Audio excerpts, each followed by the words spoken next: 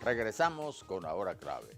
Recordamos que pueden interactuar con nosotros a través de la etiqueta numeral hora clave. Y le damos la bienvenida a nuestro invitado Luis Fernando Castillo Herrera. Luis Fernando es profesor de Historia del Instituto Pedagógico de Caracas. Bueno, bienvenido. Bueno, muchas gracias por la invitación. Siempre es grato venir por acá y conversar un poco sobre la historia de Venezuela. Sobre la historia de Venezuela y, Sí. este hecho es bien importante, los 206 años de la muerte de José Félix Rivas, que es héroe y prócer, ¿no? Sin duda alguna, de la lucha por la independencia. Así es. José Félix es un personaje, yo creo que marcado en todo este drama de la primera parte de la lucha por la independencia en Venezuela. Le tocó, yo creo que una de las etapas más difíciles del proceso independentista venezolano. Le cambió la vida radicalmente a partir de 1810, cuando se mete en todo este asunto por la lucha republicana, por la lucha contra, en este caso, de la monarquía. Nació en 1775, parte de, digamos, de esa estructura estamental de la sociedad colonial venezolana, de una familia importante, José Félix Rivas, incluso emparentado con una tía de Bolívar, del libertador Simón Bolívar, con María Josefa Palacios. Se casaron en 1796. Un capítulo interesante, por cierto, cuando se entera de la muerte y de la trágica, de la espantosa muerte de José Félix Rivas, no solamente le guarda el luto respectivo, sino que decide quedarse en su cuarto. Rara vez se le veía salir a María Josefa. Bueno, señalaba que fue una etapa tan importante, se reconoce por supuesto toda, ¿no? Lo que Sí. hasta la famosa pues batalla de la Victoria, donde se enfrenta y derrota nada más que a Boves y a Morales, ¿no? Pero también estuvo bajo las órdenes del generalísimo Francisco de Miranda, ¿no? Así es, al principio en esto que llamamos... Cuéntame ese episodio. Sí, al principio cuando llamamos este primer proyecto republicano, lo que llamamos la Primera República, está bajo las órdenes de Miranda. Ya al final de lo que fue ese proyecto republicano, que sabemos que luego de la capitulación, del terremoto del año 12, que fue un proyecto, fue una experiencia compleja para los republicanos y que al final, bueno, termina desarmándose. Muchos de los que participaron en ese primer proyecto, del 10 hasta 1812, terminaron exiliándose, ya sea en las Antillas o en Nueva Granada, como fue el caso de José Félix Rivas, que luego va a estar bajo las órdenes de su sobrino político, de Simón Bolívar, y juntos van a iniciar ese proceso que conocemos como la Campaña Admirable a partir de 1813. Y allí en la Campaña Admirable es donde, digamos, José Félix Rivas va a demostrar todas esas habilidades, esa táctica, esa estrategia militar, sobre todo en la batalla de Niquitao y en la batalla de los Horcones, donde vemos básicamente la valentía, el arrojo de José Félix Rivas, que más adelante lo va a demostrar también en la batalla de la Victoria, el 12 de febrero de 1814. Que eso tiene y por eso la referencia siempre es importante de esta batalla, que incorpora pues a los jóvenes, en el caso de la universidad, del seminario. Cuéntanos un poco, porque se le ha dado tanta importancia a la presencia de los jóvenes en estas batallas, porque ya no eran las huestes, digamos, militares que ya estaban en contienda, sino la incorporación de los jóvenes, hasta el punto de que, bueno, allí se consagra a partir de esa fecha el Día de la Juventud, ¿no? Así es. El año 14, o sea, 1814 y 1815, es un periodo difícil para lo que conocemos como la Segunda República. Es difícil porque hay muchos inconvenientes para lograr, digamos, conseguir, digamos, vencer en este caso a las huestes de Boves, que eran conocidas también como la Legión Infernal. Lo llamaban también el monstruo de Lerna, o sea, que le cortaban una cabeza y le aparecía una más. Era difícil vencer a Boves. Y ya cercano a 1814, del 12 de febrero de 1814, incluso venían ya de una derrota, la primera batalla de la Puerta, ya habían sido derrotados allí el ejército patriota. El ejército realista básicamente lo que busca es neutralizar los dos focos del ejército patriota, el que se encuentra en Caracas y el que se encuentra en Valencia. En Caracas está José Félix Rivas y en Valencia está Bolívar. Y el ejército realista lo que busca fundamentalmente es cortar la línea de comunicaciones. Por eso esa batalla es fundamental, es clave. Si bien es cierto, posteriormente la República se fragmenta, se destruye, sobre todo después de la batalla de Urica, pero en esa batalla es puntual porque lo que se intenta es evitar el corte de comunicaciones entre los dos ejércitos. Y José Félix Rivas prepara, digamos, su cuerpo militar, su ejército, para ir y evitar ese corte de comunicaciones y enfrentarse no solamente a Boves, sino a Francisco Tomás Morales.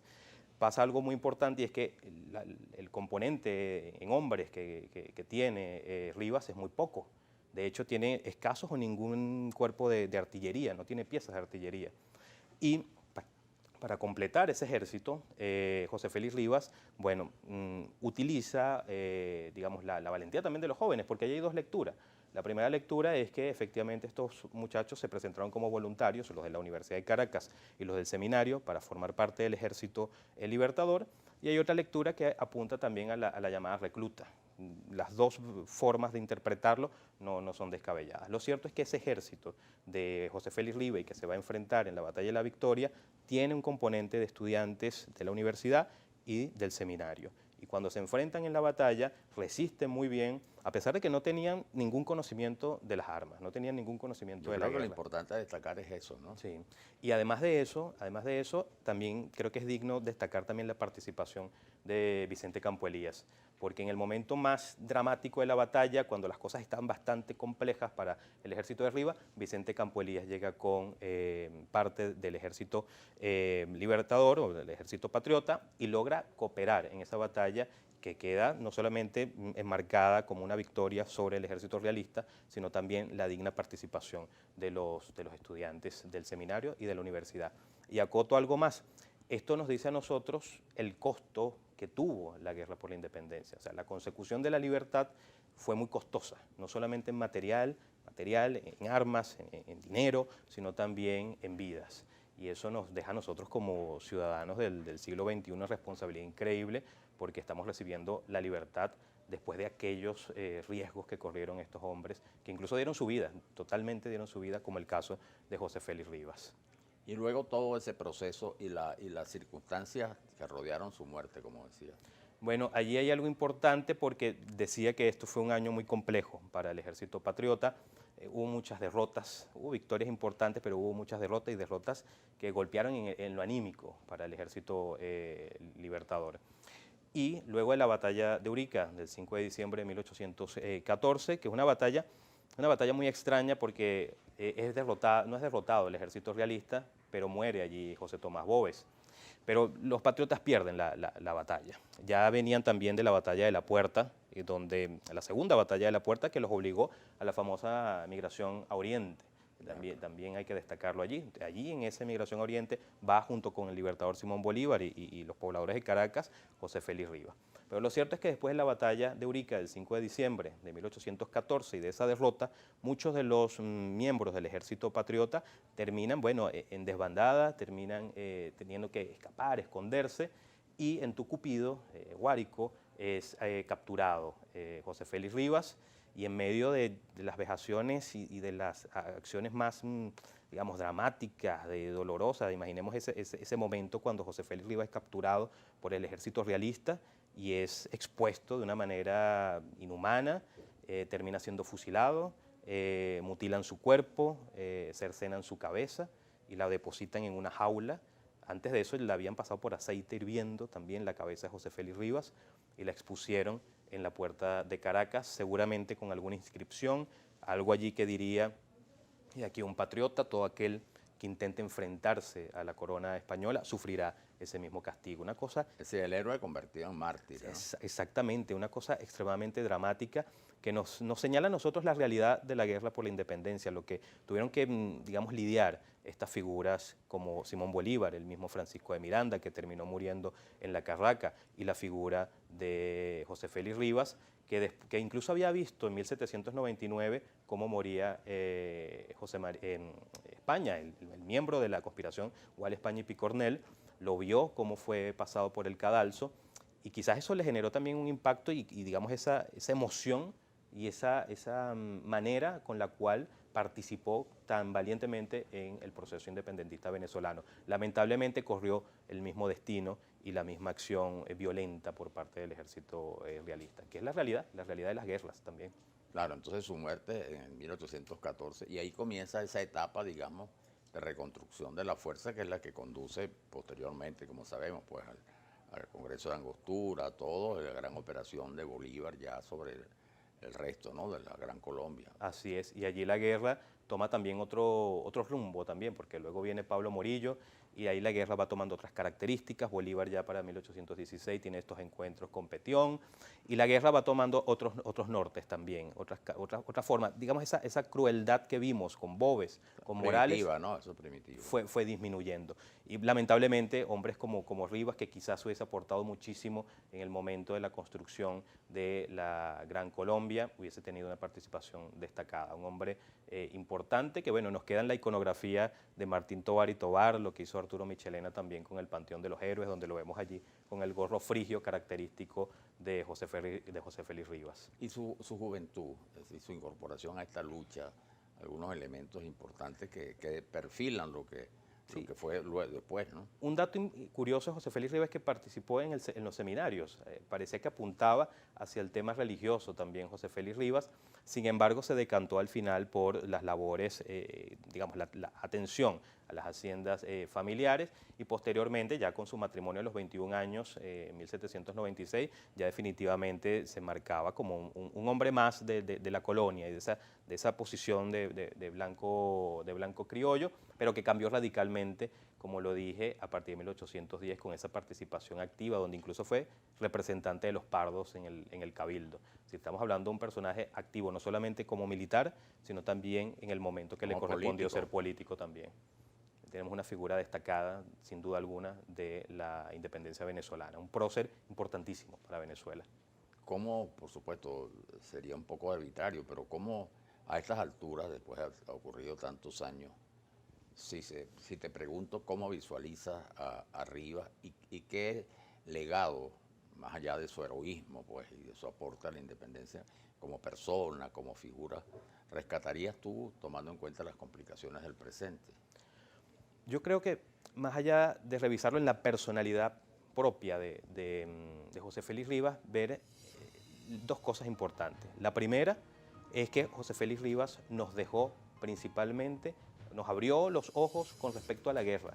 ¿Qué significa la guerra para nosotros? En este caso, la guerra por la independencia, que se luchaba por la libertad, por la independencia, pero era una guerra también. Y el otro elemento que nos abre también los ojos José Félix Rivas, como lo dije anteriormente, es a valorar el tema de la libertad. Se luchó, fue muy costosa la libertad y estos hombres dieron su vida por ella y no podemos verla como algo efímero, como algo que puede entregarse o algo que no puede o por lo cual no deberíamos luchar. Creo que el valor de la libertad es, y como elemento fundamental para nosotros, es un legado importantísimo que nos deja José Félix Rivas para nosotros y para el futuro del país. Y además queda ese ejemplo, ¿no? Y esa referencia para la juventud. Así es, así es. Una juventud que dio su vida, dejó todo, estos muchachos, porque había muchos que incluso tenían hasta 12 años y que fueron a combate con las hordas infernales de José Tomás Boves. Sin duda alguna, estamos en presencia de una narración histórica dramática y que nos deja un escenario muy difícil para nosotros, para entenderlo, pero es fundamental rescatar a estos personajes que a veces creo que pasan desapercibidos. Y o hicieron si no tan, son valorados plenamente. Así, ¿no? Es, hicieron tanto dentro de esa primera etapa tan difícil de la República Venezolana, que creo que es importantísimo hacer este tipo de cosas como lo que estamos haciendo el día de hoy acá. Bueno, Luis Fernando, gracias. Gracias a ustedes por tu presencia y además por tus valiosas explicaciones sobre este héroe que hablamos de los 206 años de su muerte, José Félix Rivas. Vamos al corte y ya regresamos.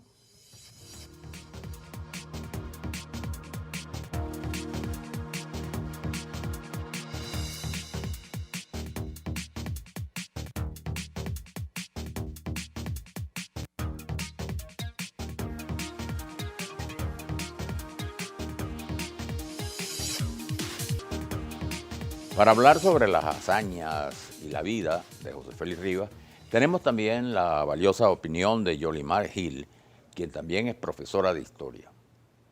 Cuando hablamos de la gesta emancipadora, uno de los personajes que quizás pasa desapercibido es José Félix Rivas. Él mismo nace en el seno de una familia muy numerosa. Es el hermano menor de los 12 hijos del matrimonio entre Marco José Rivas y Petronila Herrera. Esta era una familia aristócrata con muy buena posición económica en la Venezuela colonial. De su juventud nosotros podemos decir que en un principio sintió cierta afinidad por los estudios religiosos. Sin embargo, él comenzó a trabajar posteriormente en las haciendas familiares. También se casa muy joven, se casa a los 21 años con la tía de Simón Bolívar, María Josefa Palacios. Él es muy crítico con este sistema colonial, tanto así que a partir de 1808 él comienza a asistir a reuniones conspirativas. En los sucesos y en los acontecimientos del 19 de abril de 1810, él tiene una participación bastante notoria, bastante importante. Forma parte de la Junta Suprema de Caracas y también de la Sociedad Patriótica. Desde un punto de vista militar, también es recordado por un conjunto de batallas en las cuales él participó, por ejemplo, la batalla de Niquitao y la batalla de los Horcones. Sin embargo, no todos nosotros recordamos su notable participación en la batalla de la Victoria. En ella se enfrenta con las tropas realistas de José Tomás Bobos, unas tropas bastante numerosas y muy bien preparadas. Sin embargo, Rivas tiene unas tropas con muy pocos números, entonces se ve obligado a reclutar y a convencer a un conjunto de seminaristas y estudiantes de la Universidad Central de Caracas. Los mismos se van a enfrentar con las tropas realistas y van a resistir de forma heroica por aproximadamente 10 horas hasta que llegan las tropas de Campo Elías con refuerzos para ayudar a concretar la victoria en esta batalla. El 12 de febrero es recordado aquí en Venezuela o se conmemora aquí en Venezuela el Día de la Juventud en conmemoración de aquellos estudiantes y aquellos seminaristas que participaron en esta batalla. Sin duda, la trayectoria militar de José Félix Rivas marca la historia del país. Combatió incluso bajo las órdenes del generalísimo Francisco de Miranda y condujo a la victoria en los combates de Niquitao y los Horcones, previas a su hazaña de la victoria. Como lo explicaba nuestro invitado, se trata de uno de nuestros héroes en la lucha por la independencia y que sirve de referencia fundamental para la juventud venezolana. Esa es la clave.